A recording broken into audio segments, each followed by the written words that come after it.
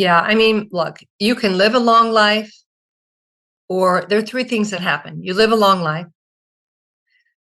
you get sick or hurt and can't work. And if you live a long life, then, you know, you have to think about, will you outlive your assets, or who's going to help me when I'm older? And then you could die, right? Prematurely. All of these, when you're building that foundation of your financial plan, all of these things come to play, and all of these things are talked about.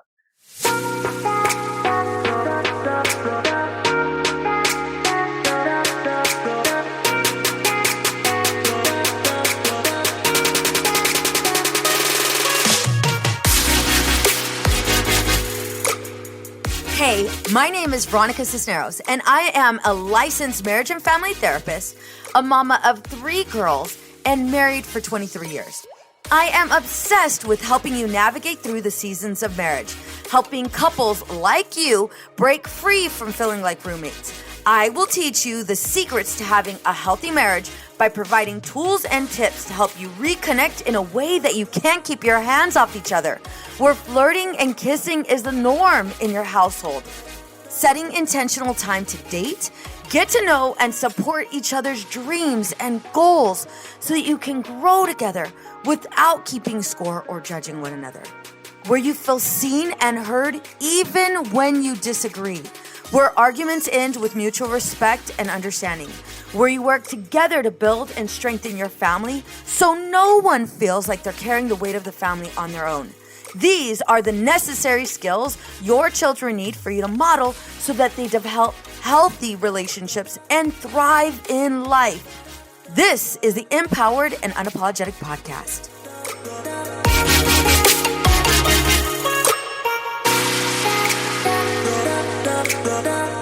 Hey ladies, welcome to the Empowered and Unapologetic Podcast. I am your host, Veronica Cisneros.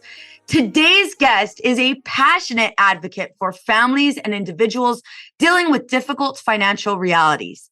She personally navigated these same financial complexities when caring for her father through his battle with pancreatic cancer.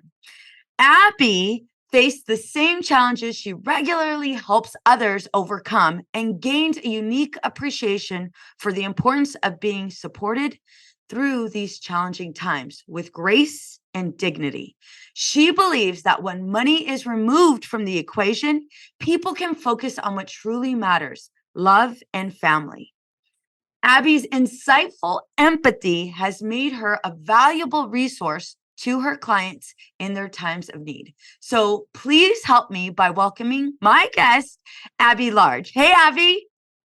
Hey, how are you? Thank you for having me today. Absolutely. So take me through your story. So dad has pancreatic cancer. How did finances get into the mix? Yeah. So, you know, my parents' relationship with money was, I would say, it was a little dysfunctional because nobody really ever taught them how to save and how to prepare and how to protect and plan. And so I grew up not really understanding that either. And then I entered into this business, and I show a lot of my clients protection products, right? Life insurance, long-term care insurance, disability insurance, things like that. I'm a full financial advisor, but one of my specialties is protection, because we have risks that we have externally in the world, right? We have systematic risk and unsystematic risk. And people try to diversify away from these risks, but one of the things that you cannot diversify away from is systematic risk.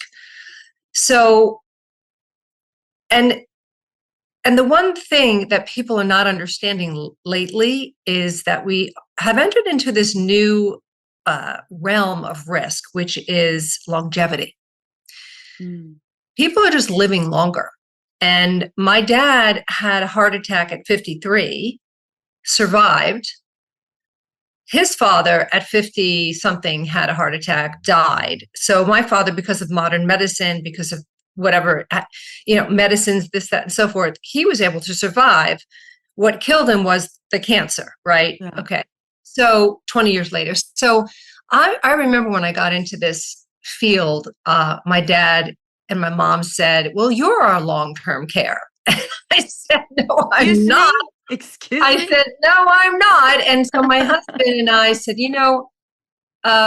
because they just didn't understand how to prepare. I've tried Yeah. to talk to them. And at the end of the day, when he said that, I said, you know what? No, I'm going to buy a long-term care policy on you. I'm going to buy a life insurance policy on you, a disability policy on you. I did all of these things for my parents. And when my dad got sick, they didn't have a lot of money, right? Yeah. Because they never understood what it was like to save for retirement. Nobody ever taught them. So they were living paycheck to paycheck. They had all these credit card debt. They had all this stuff going on. And of course, they don't tell you about it Yeah. until, you have to find out about it. So when my dad was diagnosed, it was really hard. I definitely am grateful for the time that I spent with with him while he was sick, but they lived in Texas. I live in Connecticut. So I have one sister and my mother, and they were in Texas with him. And at the end of the day, my sister and her husband and my mother and my father, they didn't have the financial wherewithal to understand the ins and the outs of everything. So I was the one that was paying for everything, right? I Everything. was paying for Yeah. his care. Yeah. I was dealing with the maintenance of the medicine and the house. And I mean, I was cleaning the pool and cleaning their home, and I was doing everything. And if money was involved, meaning I was paying for everything, but I knew in the back of my mind that I had this long-term care policy that was going to reimburse me for a lot of the care that I was paying for. And also, we had set up a life insurance policy on him so that as he was going through all of his assets, I knew that this life insurance policy, once he did pass, would replace all of that money.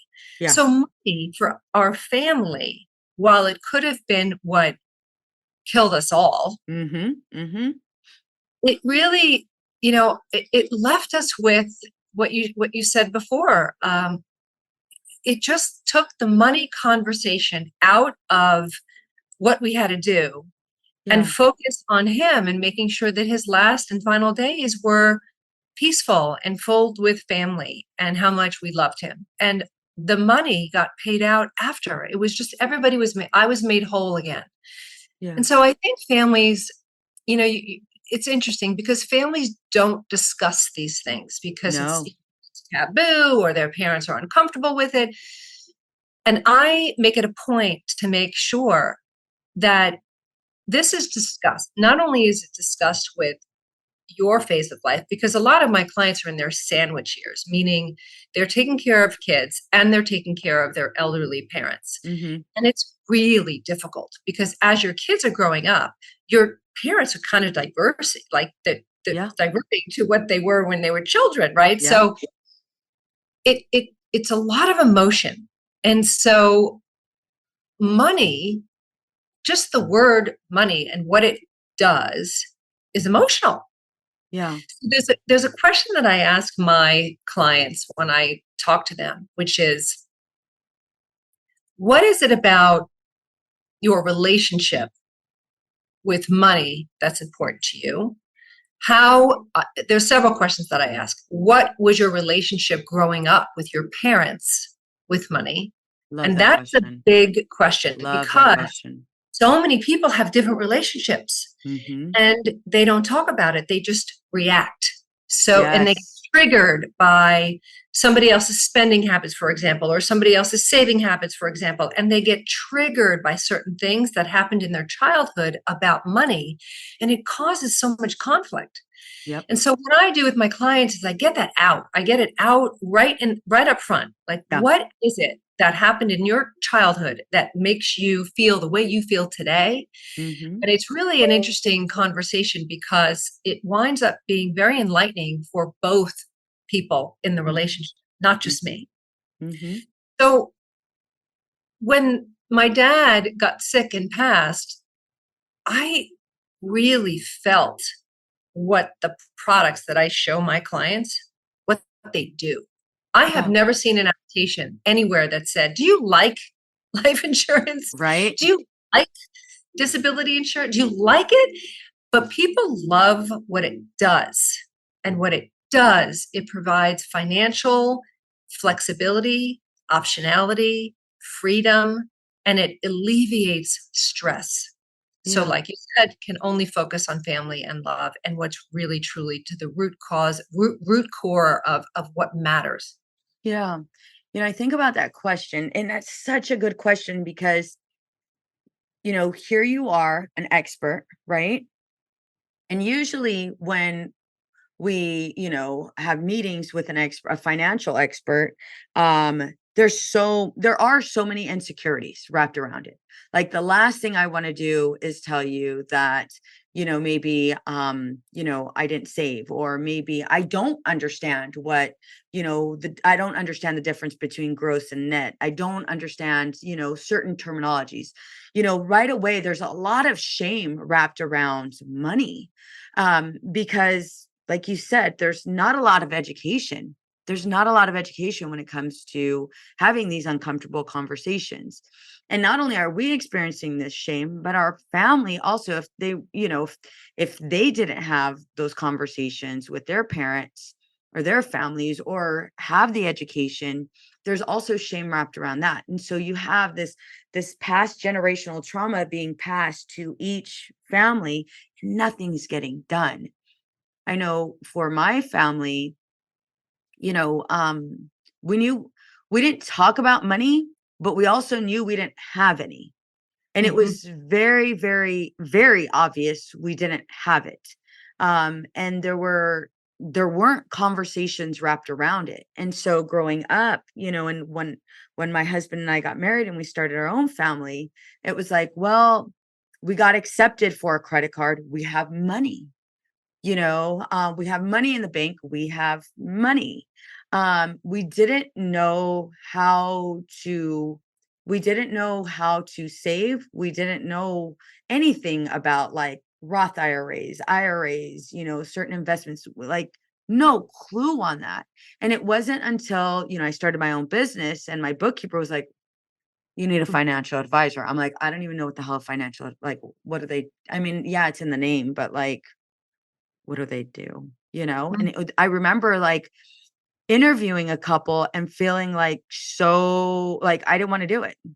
I didn't want to do it because it's like, here we go. Somebody's going to tell me I'm an idiot. And that's the last thing they did. But that was like the first thing that came up for me is I don't want to have this uncomfortable conversation and have this person tell me that I suck, even though my business is thriving and I need their help. But like, I don't want to have, I don't want to have this uncomfortable conversation, you know? It's interesting. I recently had a death claim. Um, a young client of mine recently passed unexpectedly, and it was interesting. His wife called me, and I had never spoken to his wife. I only had spoken to him. I've known him for 25 years. And his wife said to me, he made sure I knew your phone number. He made sure that if anything happened to him, you were the first person to call. And you said a word that it you said the word idiot. She used that word. She said, I feel like an idiot because I Yeah. don't know where everything is. I don't know what to do.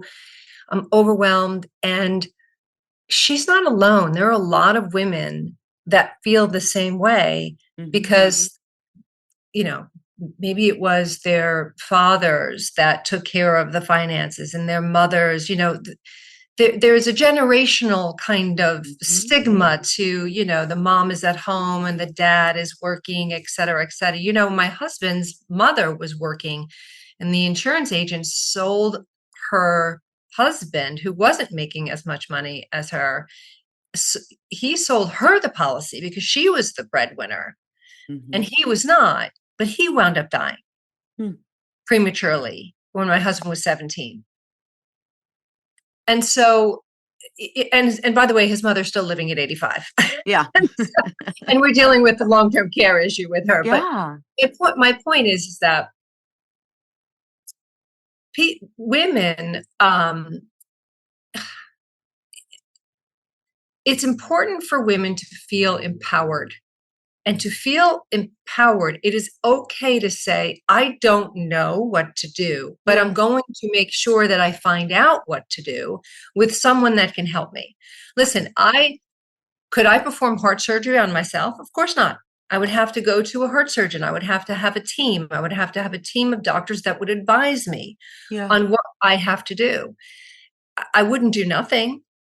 And I'm not suggesting that heart surgery is the same as finances, but in a way, metaphorically, it kind of is, right? It's you need a professional. If it's smart to say, I don't know. It's Yeah. not smart to say, I don't know, and then not do something about it. Yeah. So the first step is to just recognize that you need help with something because you don't know how to do it. And then once you get those training wheels going, you talk to a professional that can really get under the hood with you and build a relationship with you and a trusted relationship. And that's very important, is to find someone that really cares about you and your family and your finances so that that you can trust them and they can help you. And at the end of the day, anyone that says that they're, silly for not doing this, or I feel like an idiot for not doing this, then just get up and start moving, Yeah. right? Start moving in the right direction. And that goes away, just like anxiety, right? What gives people anxiety? It's that feeling of something's hanging. I have to do something. I'm not sure what Uncertainty. it is. Yeah. That's an anxious feeling. And so it's sort of it's it's the crux of what anxiety is, right? Hmm. Just pick up the phone and start doing something. Get a referral. Do something. Move in the right direction. So and every day is another day. Do something you know that you're uncomfortable doing once a day at minimum, Yeah.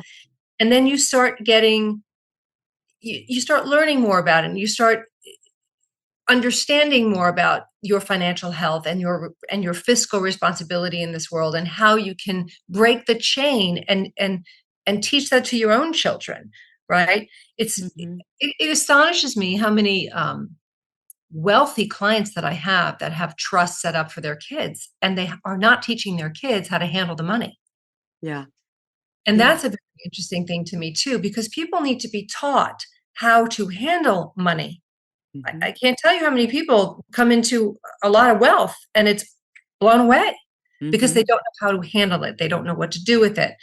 So it's important because we have three phases of our lives, our financial lives, right? We have the accumulation phase, which is a long phase. I mean, for me, it started when I was 14. I started working at 14 years old. But I'm rounding the corner into my distribution phase of my life, which is okay, I've accumulated these assets. I've accumulated them in different buckets, taxable, tax deferred, tax freeze.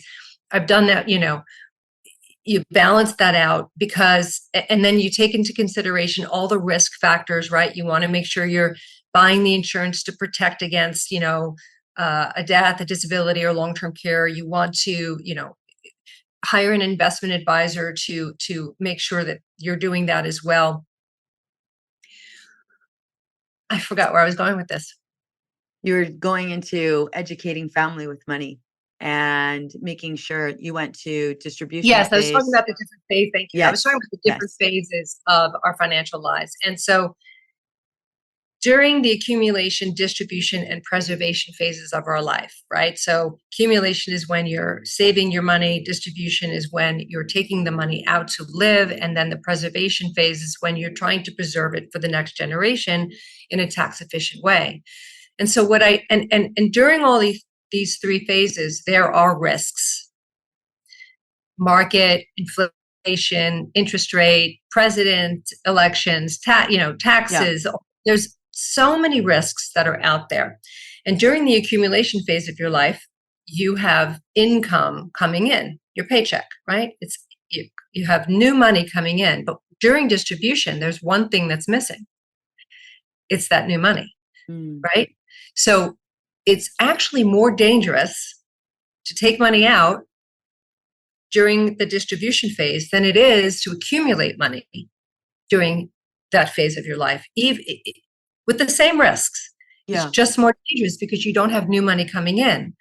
So if you're disinvesting in a down market in a bucket, for example, your taxable bucket, your equities, that's not a good thing. It could No. wreak havoc on that portfolio, and you're left with, you could be left with having to be forced to go back to work or live a lesser lifestyle that you anticipated because you didn't distribute the money from the right bucket. Yeah. That takes, it's an ongoing process. It's an ongoing review process. It's an ongoing relationship process because we have to figure out. Everybody wants to just go to sleep at night and not worry, right? You want to have mailbox money, meaning you want money to come in every month. There are certain things that a financial advisor can help you set things up so that you don't have to worry about which bucket you're taking things out of and how long it's going to last. That's the advice that you get, right? That's the playbook. Yeah. You've got to create this playbook. And then we're talking about estate taxes now, at the end of 2025. I know your audience is probably aware of this, but our estate exemption will sunset at the end of 2025. So there are a lot of trusted estate attorneys that are inundated with people doing trust work so that they can move money out of their estates without having to get hit with hefty estate taxes. Mm-hmm. And doing the trust work now so that they can preserve their estate for the next generation. But as I said before, you transfer wealth to the next generation. That next generation has to be prepared for it. Yeah. That's where that financial advisor comes in because you build a relationship. I have relationships with my clients, but also their children. That's when you're getting really old, by the way, when you have relationships with your clients. But I don't know if I got too weedy in all of that explanation. I know looking for the right therapist can be challenging. However, feeling overwhelmed and disconnected is even harder. Life is filled with several twists and turns, some more severe than others. We do our best to handle them as they come and find ourselves at a loss, not knowing what to do or who to turn to. The clinicians here at Outside the Norm Counseling are here to help. We are here to assist you through this time of need. Together, we will identify your strengths and goals and teach you healthy coping skills. Together, we will develop a plan to help you live the life you want to live. Our team is compassionate, genuine, and we take a great deal of pride in providing an empathetic, non-judgmental approach to all of our clients. It's time! You've waited long enough, whether it be for you, your child, or if you're in need of a couple session. We are highly trained clinicians ready to guide you.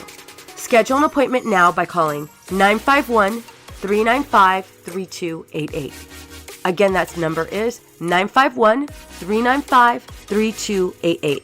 We're looking forward to meeting you and being a part of your journey.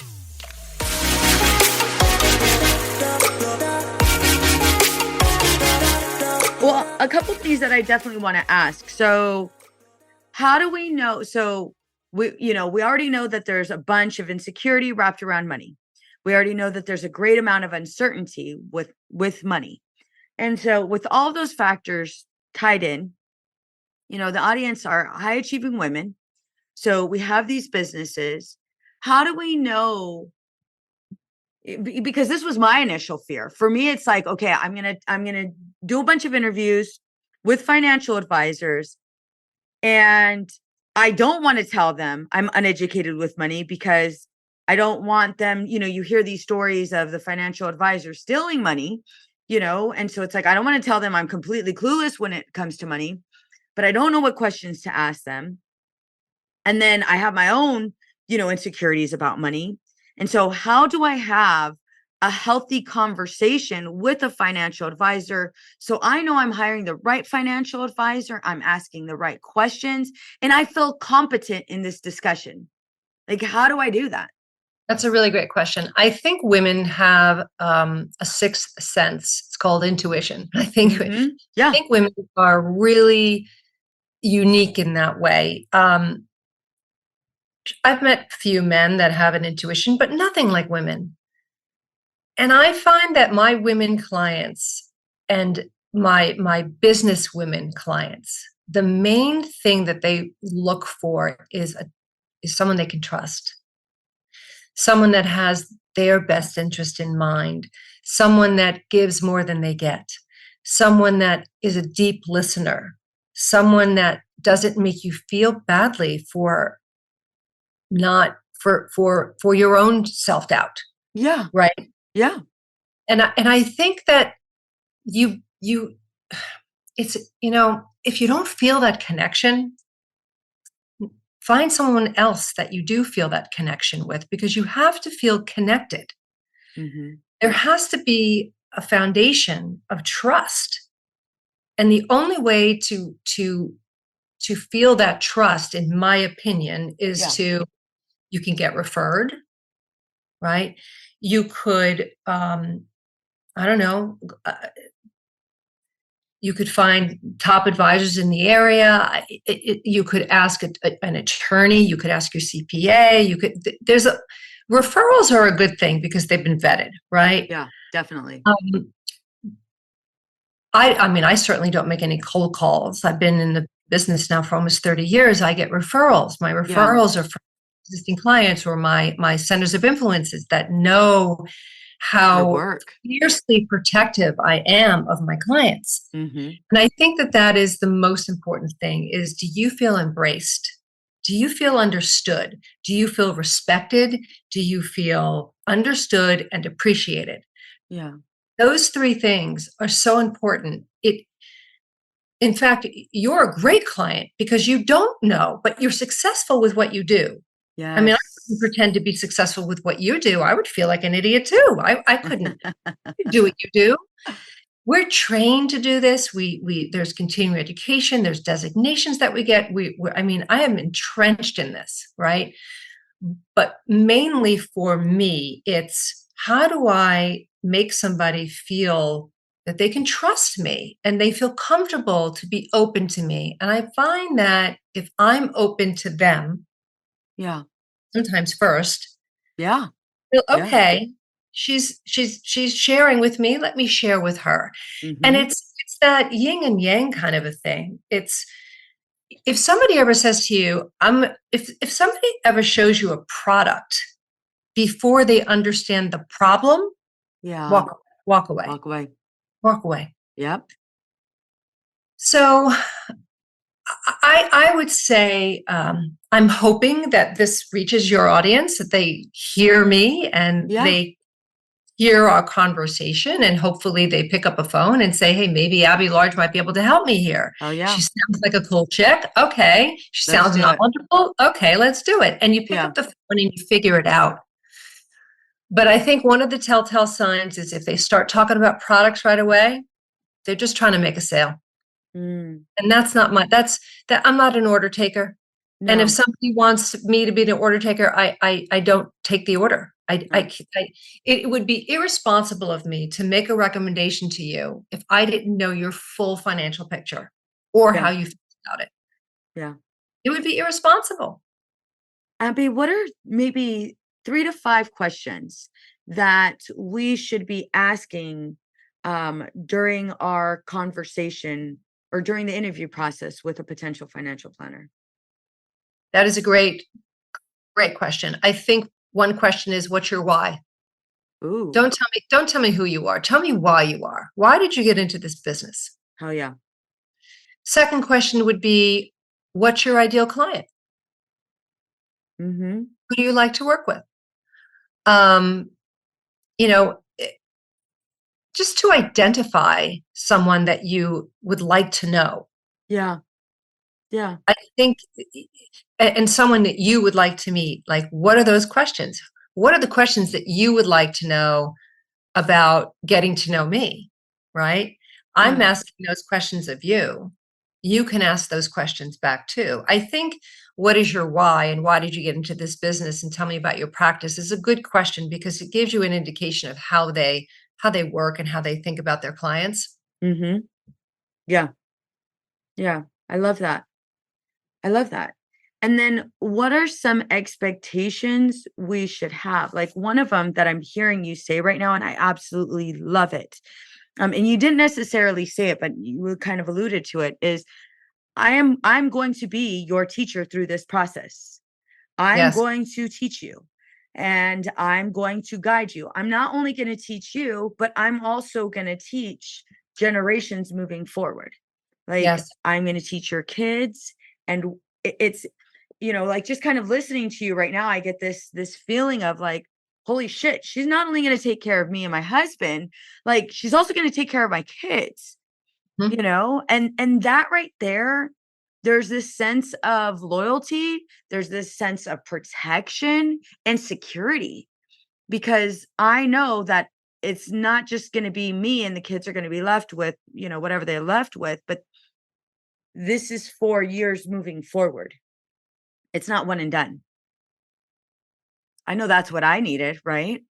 Yeah. I mean, look, you can live a long life, or there are three things that happen. You live a long life,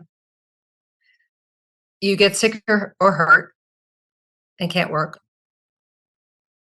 And if you live a long life, then, you know, you have to think about, will you outlive your assets or who's going to help me when I'm older? And then you could die, right? Prematurely. All of these, when you're building that foundation of your financial plan, all of these things come to play and all of these things are talked about. It's not just, hey, what's sexy out there? What can I invest in? And what can I, how can I make money? It's not, it's how your assets are. You have to learn how your assets are held, how they're distributed. I can't tell you how many people don't even have wills. They have no power of Yeah. attorney. They have no healthcare proxy. I tell all my clients, if your kid is 18 years old, make sure they have a power of attorney, please, and a healthcare proxy at minimum, because if they are in the hospital, no one can talk to you. Mm. They're like, "Oh my God, I didn't know that." Yeah. I didn't know that. Yeah. Most people don't. Yeah. So this widow that I'm dealing with, Yeah. I'm giving her language to use for people that are breathing down her back for money. Yeah. Do you have life insurance? How much money you have? Da, da, da, da, da. I said, stop. She's like, I don't know what to do. All these people are asking me. I said, stop. This is your language. I have a trusted advisor for the past 25 years. Yeah. We are going to be fine, but thank you for asking. I Yeah. literally had to give her the language to use. That's how much she doesn't know what to do. And Yeah. every day I'm calling her. I have a list of, I sent her a list of what to do when somebody passes, like, call the DMV and let them know, call the credit card companies. Mhm. But there's a whole list of things. Get the death certificate. There's a whole list of things that I help them. I'm helping her literally step by step peel her off the floor and get her moving and, Yeah. and just make sure that she keeps moving in the right direction. And that's my responsibility. Do you know how many people? And by the way, our firm has an entire team dedicated to making sure that these policies stay on the books, because I cannot tell you how many times people have their policies unintendedly lapse, Mm. and then there's no money, there's Mhm. no coverage. But we have an entire team that only focuses on making sure that the products that we put in place for our clients are there when they need them. Yeah. So we have, and I can't tell you how many people, they sell a product, that's it, never hear from you again. Done. That's Done. terrible. Yeah. My job starts after the product is sold. That's when my job starts, Yep. right? My purpose right now is making sure that woman feels financially stable. That's my job, Yeah. right? My job is to help her feel empowered, Mm-hmm. is to help her feel in control. Bingo. And the only way for me to do that for her is to call her every day and check in. How are you doing today? Where are we on the list? What do you need? Let's get your team of advisors together. I have a trust and estate attorney. I have a CPA. She's like, I don't know if I need a CPA. In her mind, she doesn't think she has a lot of money, but the death benefit is a ton of money. Yeah. And it has to last her 40 years. And by the way, 4 children she's got to put through college. Yeah. So this money has to last. Mm-hmm. And I can't tell you how many people want to get a hold of that money. Yeah. Like, no. Abby, I think that's the biggest thing we forget is this money has to last. Yeah, it has to last. This money has to last. We get caught up in, okay, well, I can't tell me, how many people say, have $1 million will, or I'm sorry, $1 million life insurance, or a $5 million, whatever it is. And it's like, okay, that's awesome. But that one question you just said, it's like, is it enough to last? Is it enough to last? And for how long? Because you're right. There are people that are living a lot longer. So what is one step you want all of my listeners to do right now in this moment? What is one actionable step you'd like them to do? Call me. Abby, I love you. What else is there? Yes. Okay, call you and do what? What do we do once we call you? Build a relationship. Let's see if we can connect. I mean, that's the whole point of it. You have to build a trusting relationship with your advisor, and your advisor is going to listen. I talk to my clients about things that they don't talk to their significant others about. I mean, deep conversations. It's almost like I'm almost like a therapist in a way. Dear Abby, I would say it's very important to understand that you don't know what you don't know. Yeah. And a lot of people make that mistake. They don't know what they don't know. And it's okay to have a review and get a pat on the back and say, great job. Yeah. But I have yet to see anyone that has crossed all their T's and dotted their I's, even if they've done their planning. And by the way, people who are successful have done some planning. People who are successful have advisors. But oftentimes they do things with different people at different times, and there's this lack of coordination. And that causes conflict. Yeah. So what I like to do is look at it holistically. I involve the entire team and open, honest transparency about what this person's doing, when did you do this? Why did you do that? Who did you do it with? And you put all the pieces of the puzzle together. Like I said, it's like going to, just like I used the example before, if you had to have heart surgery, you would involve several doctors to make sure that they're all on the same page before you had open heart surgery. It's kind of the same philosophy, right? So like I said, the answer to that question is you don't know what you don't know. I think you build a relationship with a trusted advisor that you really like and you really are that really confident. Understands you, and that's when the magic happens. That's where, and how do you find that? You find that from, these kinds of conversations and listening to these kinds of conversations. You find it from a referral. You find it from, but that's the first step would be to move. Like, don't think you got it all figured out, because if your life doesn't change, you know what changes? Tax laws change. Yep. President elections. Yep. A lot of stuff changes in the world. And right now we're living in a pretty messy world. Yes, we are. So it's really important to make sure that things are really in order, because you never know. You never know. And I think it gives us a bigger sense of accomplishment, empowerment, when you can check off those boxes with someone that knows you did it right. Bingo. Abbe, this was an absolute pleasure. I know I took some notes. Definitely going to have Aaliyah start up that power of attorney and the healthcare proxy. I didn't even think about that. And now I'm like, why the hell didn't my financial advisor tell me about that? Damn it. See what I mean? You have a financial advisor. Yeah. But I they had didn't no say, clue. nobody, I had no didn't know you didn't know. Looks like I need to find another financial advisor, Abby. Do you know a girl? Well, you do now. Hell yeah. So how can we find you? How can we find you for those of us that Perfect. definitely want to work with you? Yes, you can find me. Of course, you can go to my, I'm on LinkedIn. Mhm. ABBE, middle initial F as in Falk is my maiden name, and Large. I'm on LinkedIn. You can go to lenoxadvisors.com, LENOXADVISORS.com. You can locate me there. Just put my name in the search bar there and you'll see me. Or you can just email me directly at alarge@lenoxadvisors.com. And that's usually the best way to get a hold of me.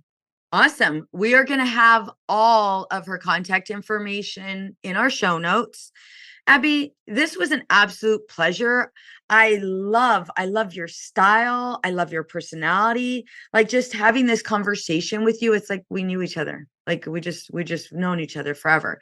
And I really appreciate the work that you're doing because it's not a band-aid. It's not some bullshit wrapped up in a nice bow. It's legit hardcore work, hardcore honesty, and you're really serving the community. So I just got to say thank you so much. Thank you Oh, so thank you for much. that. I really, thank you for that validation because I love what I do. Yeah, you can tell. Really love it. And I so appreciate you inviting me on and having this open and honest dialogue. And I hope that I could help a lot of your listeners. And Definitely. I'm just so grateful. Thank you. Absolutely. Absolutely.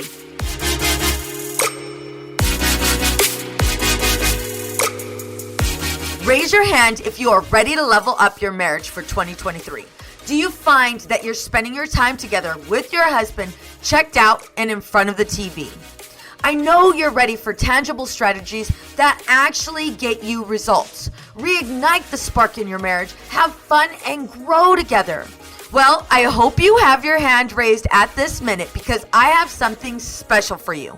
I'm introducing my brand new 6-question marriage predictor quiz that's gonna give you personalized results to catapult you into the next stage of your marriage journey.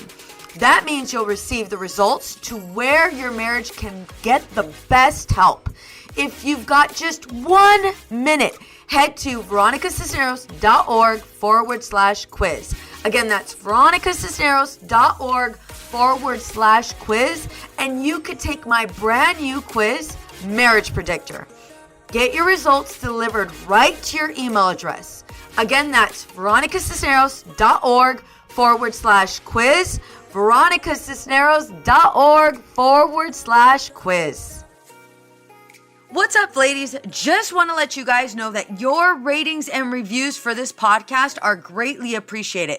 If you love this podcast, please go to iTunes right now, write a review, rate the episode, and subscribe. Don't forget to share it with your friends. Oh, hey, it's Erin. And I'm Michaela, and we're the hosts of the Two Sober Girls podcast, and we are on a mission to spill the wild truth about sobriety. Forget the rosé all day cliche. Sobriety is flipping amazing. Absolutely. It's not just about quitting the drink. It's a gift you give yourself and your loved ones. So what are you waiting for? Break up with that old toxic relationship with alcohol and let us show you the possibilities. And here's the thing. Everything your precious heart desires becomes way easier without the influence of alcohol. We're not just two sober girls. We're also wellness coaches. We're here to show you how to optimize health, lifestyle, and beauty, feel sexy and alive as F. So stay tuned because we're rolling out new episodes every Monday wherever you get your podcasts, and trust us, they have your name written all over them. We can't wait to share the magic of sobriety and wellness with you. Subscribe to Two Sober Girls podcast today and come follow us on Instagram for behind the scenes action and send us a DM. We can't wait to meet you.